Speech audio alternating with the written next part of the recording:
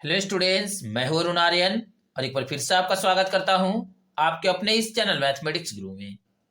तो आइए स्टूडेंट्स, आज के इस लेक्चर में हम लोग देखेंगे क्लास 10th एनसीईआरटी मैथ के चैप्टर नंबर 7 के कुछ महत्वपूर्ण टॉपिक को, जो कि आपके बोर्ड एग्जाम के लिए बहुत ही ज्यादा जरूरी है। तो आप यहाँ पे कंसंट्रेट करिए और अच्छी तरह से समझने की कोशिश करिए। तो आइए स्टूडेंट्स, बिना टाइम को वेस्ट किए क्वेश्चन को स्टार्ट करेंगे। यहाँ पे देखिए, ये है मेरा क्वेश्चन। ये जो क्वेश्चन है ये बोर्ड मॉडल क्वेश्चन है, इसलिए आप इसको अच्छी तरह से समझिएगा। आइए स्टूडेंट्स, क्वेश्चन को रीड करते हैं। क्वेश्चन में कहा जा रहा है, एक समचतुर्भुज के शीर्ष के नियामक क्रमानुसार 3,0, 4,5, -1,4 और -2, -1 है, तो उसका क्षेत्रफल ज्ञात कीजिए। हमें इसका क्षेत्रफल ज्ञात करना है। समचतुर्भुज का क्षेत्रफल हम कैसे ज्ञात करते हैं, आइए इसको एक फिगर के माध्यम से हम पहले समझ लेते हैं, उसके बाद हम आगे सॉल्व करेंगे। यहां पे देखिए स्टूडेंट्स, समचतुर्भुज का क्षेत्रफल ज्ञात करने का सूत्र होता है 1/2 गुणा उसका विकर्ण। देखिए इसका विकर्ण कौन सा होगा, सबसे पहले आप यहां पे देख सकते हैं, ये है मेरा ए, ओके, ये मेरा बी, ये मेरा सी और ये है मेरा डी। ओके, चतुर्भुज का 4 भुजा होता है, हमने चारों को कुछ कुछ नाम दे दिया। उसके बाद ये फर्स्ट वाला ए का मान है 3,0। उसी तरह ये सेकेंड वाला बी का मान है 4,5। फिर देखिए ये -1,4। फिर ये लास्ट वाला डी का मान है -2, -1।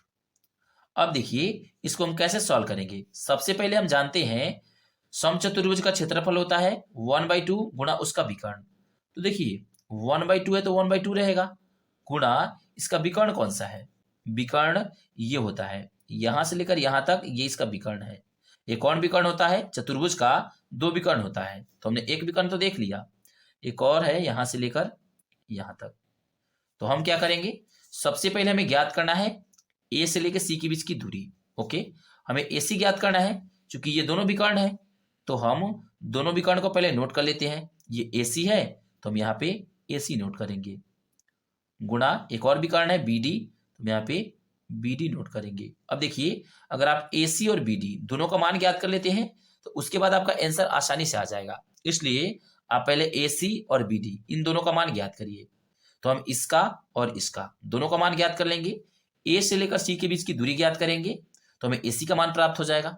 उसी तरह बी से लेकर डी के बीच की दूरी ज्ञात करेंगे तो हमें बी डी का मान प्राप्त हो जाएगा। तो आइए स्टूडेंट्स, सबसे पहले हम नोट करेंगे, माना कि बिंदु ए इतना, बी इतना, सी इतना तथा डी इतना है। आइए पहले इस बात को नोट करेंगे, उसके बाद हम फर्दर आगे सॉल्व करेंगे। तो आइए स्टूडेंट्स, अब हम आगे सॉल्व करेंगे। यहाँ पे देखिए हमें ए सी और बी डी दोनों निकालना है। तो आइए सबसे पहले हम ए सी ज्ञात करते हैं। देखिए ए सी, तो ये मेरा फर्स्ट पे है, तो ये हो जाएगा x1, ये हो जाएगा y1। यहाँ पे आप नोट कर सकते हैं, ये x1 और ये है y1। उसी तरह ये 2 नंबर पे है, तो ये हो जाएगा x2 और ये हो जाएगा y2। आइए स्टूडेंट्स, मान को हम यहाँ पे पुट करेंगे बारी बारी से। सबसे पहले हमें ज्ञात करना है AC, तो यहाँ पे नोट करेंगे, इसलिए विकर्ण AC, हमें विकर्ण AC ज्ञात करना है, तो यहाँ पे लिखेंगे विकर्ण AC बराबर। अब देखिए हम दूरी सूत्र रखेंगे तभी जाके ये मेरा ज्ञात हो पाएगा, क्योंकि हमें A से लेकर C के बीच की दूरी ज्ञात करना है। तो यहाँ पे होता है दूरी सूत्र x2 - x1 का whole square plus y2 - y1 का होल स्क्वायर। आइए स्टूडेंट्स, मान को हम पुट करेंगे। देखिए सबसे पहले ये रूट है तो रूट।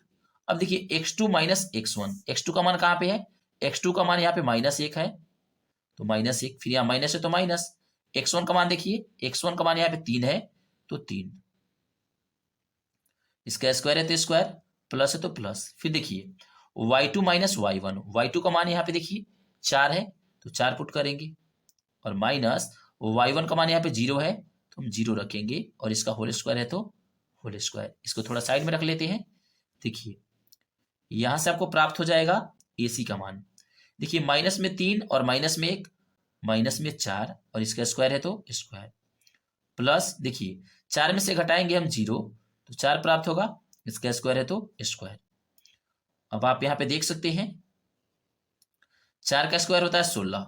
देखिए माइनस को आप 2 बार गुणा करेंगे तो ये प्लस हो जाएगा, इसलिए हम माइनस को नहीं लिए हैं। और 4 का स्क्वायर 16, प्लस है तो प्लस, देखिए 4 का स्क्वायर 16। अब इन दोनों को जोड़ दीजिए, देखिए 16 और 16 32।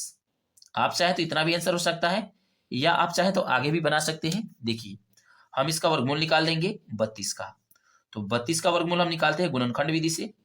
ये मेरा 32, 2 से लगेगा तो 16, फिर ये 2 से लगेगा तो 8, फिर 2 से लगेगा तो 4, फिर 2 से लगेगा तो 2। ओके, ये मेरा इतना आ गया। हमें इसका निकालना था वर्गमूल 32 का। तो देखिए हमने 32 को फैक्टराइज किया तो क्या क्या प्राप्त हुआ, सिर्फ हमें 2 प्राप्त हुआ है 5 बार, तो हम यहाँ पे 2 लिखेंगे 5 बार। अब आइए हम जोड़ापुरा लेते हैं, ये दोनों जोड़ापुर गया और ये दोनों जोड़ापुर गया, ये जोड़ापुर गया तो ये बाहर चला जाएगा, ये जोड़ापुर गया तो ये बाहर चला जाएगा, ये जोड़ा नहीं पुर रहा है तो ये अंदर ही रह जाएगा। देखिए 2 दूनी 4 और √2 है तो √2। हालांकि स्टूडेंट्स मैंने इसके बारे में पहले भी बता रखा है, आप जाके प्लेलिस्ट को चेक करेंगे तो आपको वहां वर्गमूल मिल जाएगा, आप वहां से इसे इजीली समझ सकते हैं। तो हमें इतना प्राप्त हो गया, इसको हम यहाँ पे नोट कर देंगे 4√2। ये मेरा AC का मान प्राप्त हो गया। फिर हमें ज्ञात करना है, हमने AC ज्ञात कर लिया, अब हमें BD ज्ञात करना है। आइए BD ज्ञात करते हैं। देखिए BD कैसे ज्ञात करेंगे, यहाँ पे लिखेंगे अब विकर्ण BD, हमें विकर्ण BD ज्ञात करना है तो यहाँ पे BD लिखेंगे।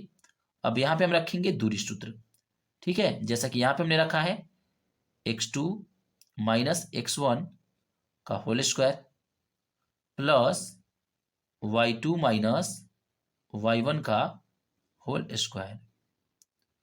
अब आइए स्टूडेंट्स इसके मान को हम पुट करते हैं। देखिए x2 BD में कहा जा रहा है, तो देखिए ये आपका B, ये आपका D, ठीक है, ये 1 नंबर पे है तो ये x1 y1, ये हो जाएगा x2 और y2।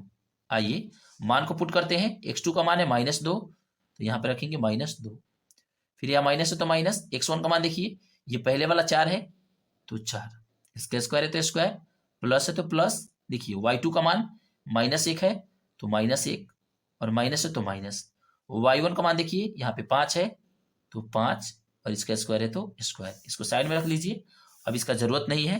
देखिए यहाँ पे आप देख सकते हैं ये रूट है तो रूट, माइनस में 4 और माइनस में 2, माइनस में 6 और इसका स्क्वायर है तो स्क्वायर, प्लस देखिए माइनस में 5 और माइनस में 1, माइनस में 6 और इसका स्क्वायर है तो स्क्वायर। यहाँ पे देखिए 6 का स्क्वायर कितना हो जाएगा 36, उसी तरह यहाँ पे 6 का स्क्वायर 36। देखिए माइनस को हम 2 बार गुणा करेंगे तो प्लस हो जाएगा, इसलिए मैं माइनस को नहीं ले रहा हूँ। ओके, फिर आगे देखिए 36 और 36 कितना आता है 72 आता है, तो हम यहाँ पे 72 नोट कर देंगे। अब देखिए हम 72 को निकालेंगे वर्गमूल, कैसे करेंगे, 72 का वर्गमूल निकालना है तो यहाँ पे देखिए सबसे पहले आप 72 को फैक्टराइज कर लीजिए, ये 2 से लगेगा तो 36, फिर ये 2 से लगेगा तो 18, फिर ये 2 से लगेगा तो 9, अब 3 से लगेगा तो 3। देखिए हमने 72 को तोड़ा है तो हमें क्या प्राप्त हुआ, ध्यान से देखिए यहाँ पे 2 कितने बार है तो 3 बार, तो हम 3 बार यहाँ पे 2 नोट कर लेंगे। ओके, और यहाँ पे 3 है तो 3 2 बार, ये दोनों जोड़ापुर गया, ये दोनों जोड़ापुर गया, ये जोड़ापुर गया तो बाहर चला जाएगा, ये भी जोड़ापुर गया तो बाहर चला जाएगा। देखिए ये जोड़ा नहीं है तो ये अंदर ही रह जाएगा, 3 में 2 से गुणा करेंगे तो 6 और √2 है तो √2। जब हमने 72 को तोड़ा तो हमें इतना प्राप्त हुआ 6√2। अब हमें क्वेश्चन में क्या कहा जा रहा था, आइए फिगर को देखते हैं। देखिए ये मेरा फिगर, हमने BD और AC दोनों ज्ञात कर लिया, हमें समचतुर्भुज का क्षेत्रफल ज्ञात करना है। हम यहाँ नीचे नोट करेंगे, अब समचतुर्भुज का क्षेत्रफल ज्ञात करना है तो हम इसका सूत्र रख देंगे और आपका आसानी से आंसर आ जाएगा। समचतुर्भुज का क्षेत्रफल क्या होता है, अभी अभी आपने ऊपर देखा है, आप यहाँ पे देख सकते हैं समचतुर्भुज का क्षेत्रफल होता है 1/2 गुणा उसके विकर्ण।